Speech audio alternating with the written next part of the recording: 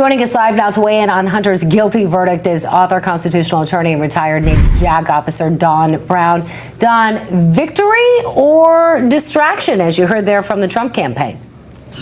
Thank you, ladies, for having me. I think maybe both. President Trump is right. In some ways, this is a distraction from even more serious issues. And I'm one of those who's kind of pleasantly surprised, but this was a clear-cut case. Did he lie on the form or not? And he kind of sunk himself by virtue of the fact that he bragged almost about his addiction on tape, and the prosecutors played that tape. But I think two things are important to remember. Number one, the Democrats really did not even want to try this case. And if it had not been for two courageous IRS whistleblowers, Joe Ziegler and Gary Shapley, who came forward and kind of put the Democrats in a box, I don't think the case would have seen the light of day. The other thing to remember, about a year ago, last July, the Democrats tried to get away with a sweetheart deal for Hunter, under which they brought this deal before this judge, Marianne Rica, and under that, he was going to plead to 2 misdemeanor tax charges and take a deferment on the gun charge, and if he behaved himself, he would serve no time. And ostensibly under that agreement, they could not charge him with anything else currently being investigated. And that currently being investigated part is part of what President Trump is talking about. We're talking about millions, perhaps, in unpaid income taxes from offshore work in China, in Ukraine, and in Russia. They try to pull a fast one to avoid this prosecution altogether. This federal judge, a Trump appointee, blew the whistle on it, would have nothing to do with it. So we wound up with this trial, and it does restore a little bit of faith in the justice system. But remember, the Democrats did not want this. They try to protect him. In this case, the jury has spoken, and there is a clear statute here, unlike most of the cases against President Trump, where they just make something up in New York, or these electors case where they just make charges up based upon conspiracy. It's a federal crime to lie on an ATF form. They ask, do you use a controlled narcotic? Are you addicted to one? And they try this song and dance whereby Abby Knoll says, well, he's not addicted. He just got out of rehab, and the jury wasn't buying it. And so It is both a victory and a distraction, I think. So we'll take them one step at a time, see how it goes from there. Yeah, especially when you had multiple witnesses, the widow, ex-girlfriend of his brother, his ex-girlfriend, and his ex-wife all pointed the finger saying, no, he clearly had a problem. But I want to ask you, Don, the Department of Justice Special Counsel David Weiss, who was assigned to prosecute Hunter, as you know, for gun charges, spoke earlier today in a press conference. Now, he didn't take any questions, but he did say no one is above the law. So what do you think, though, the odds are that Hunter will actually serve time in jail, as Michelle mentioned earlier? Well, he's looking at, first of all, a maximum exposure of 25 years. I doubt that we're going to see much of any time on this particular charge. But the real question is what's going to happen with those income tax charges that are coming up, where he's looking at a couple of felonies and about 6 or 7 misdemeanors, as I recall.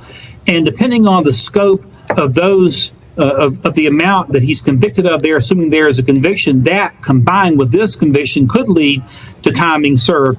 But again, I'm not optimistic we're going to see much, if any incarceration as a result of this initial conviction. It is a federal conviction on 3 counts surrounding the same thing. Number one, he lied on the form. 2, he lied to the ATF dealer, and that's kind of like one thing charged twice. And then he illegally possessed a firearm as a drug user. You know, Joe Biden's gone to a gun control conference. I wonder if he said we ought to have gun control when it comes to coke users. I guess he didn't bring that up. But I don't think there's a great chance we're going to see much of any time, assessed on this one. I think the real question is going to be what happens if he's convicted on any of those major federal income tax charges that he's still facing, that the Democrats tried. This Democrat DOJ tried to allow him to escape from, by the way. Don't forget they tried to do that. And but thank goodness for these Trump appointees on the bench. Well, Don, correct me if I'm wrong, but the tax trial, although everybody is saying that that's more serious, that wouldn't be resolved probably right until after the election, right? Well, I think they're scheduled for September, but you're right about that. It could bleed over for several months. And so I would not anticipate that it would be resolved by then.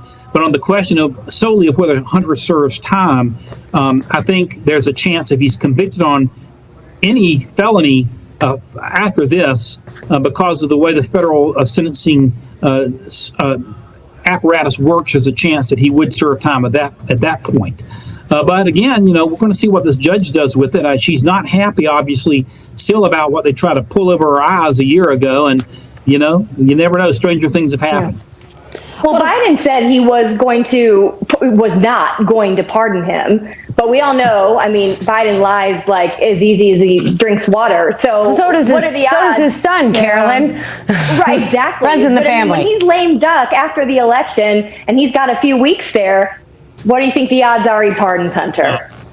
Carolyn, I think, Biden was a serial prevaricator before he started to lose his mind. From the moment he was stealing from, Neil Kinnock's speeches back in the 70s, when you ladies don't even remember that, when he was trying to run even back in the 70s for president, I do expect that he will pardon Hunter Biden, not only of this offense, but of any potential. In other words, if the tax evasion charges are not resolved by January, and assuming by the grace of God he's no longer in office, I think he will pardon his son of all those charges. He is a serial prevaricator, and I don't believe him any farther than I can throw him when he's saying he won't pardon Hunter eventually.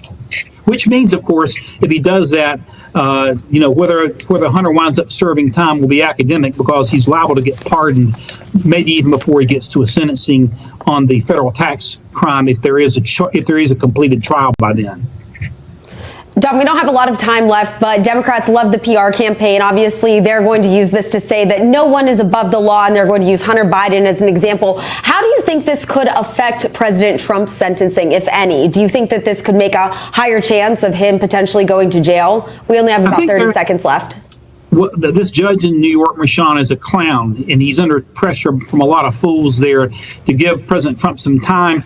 I'm not sure it's going to have a big effect on it as much as the pressure this crazy judge is under to begin with. And that's going to be a whole nother ball of wax when we have the sentencing just 3 days before the Republican convention. Anything can happen there, too. That is for sure. Don Brown, thank you so much. Appreciate your time as always. Thanks, Don. My pleasure, ladies. Thanks, Thank you. Don.